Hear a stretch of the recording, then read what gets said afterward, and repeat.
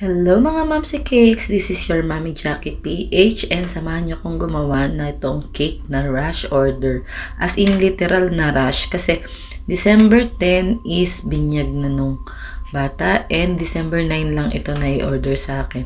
Dahil syempre marupok ang mami nyo is tinanggap ko to dahil as in kapitbahay lang naman at katapat sakto meron naman akong mga ingredients. So yan po, gumamit po tayo ng brush sa pag-scrape ng kasi nakikita ko siya kay Kabakes Lord Elisa and tinry natin yung stroke na yan para kasi nga hindi tayo magpakinis na ng cake. And natuwa naman ako sa outcome niya kasi nga maganda naman siyang tignan. And yan, minadali ko lang din ang pag-edit niyan and pinaprint lang natin. Non-edible naman yan. Is printed topper. Kaya nilalagyan ko siya ng tape sa harap and sa likod para for safety na rin na hindi kumalat yung ink dahil nga hindi siya edible.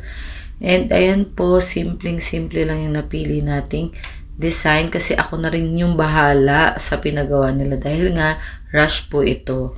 And syempre, ang star ng ating cake, ang paglalagay ng mga iba't ibang grudges. May kasama rin po pala itong 6 pieces cupcakes. And ang size ng cake natin kanina is 8x4 po na moist chocolate cake. And super happy naman ako sa outcome kasi naitawid naman natin kahit rush siya.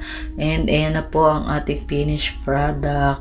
Sana nagustuhan nyo and nakakuha rin kayo ng konting idea para sa ating mga kabakes dyan, mga Mamsi Cakes na merong rush order. Ayan na po ang ating cake. And thank you for watching guys. Supportahan nyo po ako and follow for more videos. Thank you!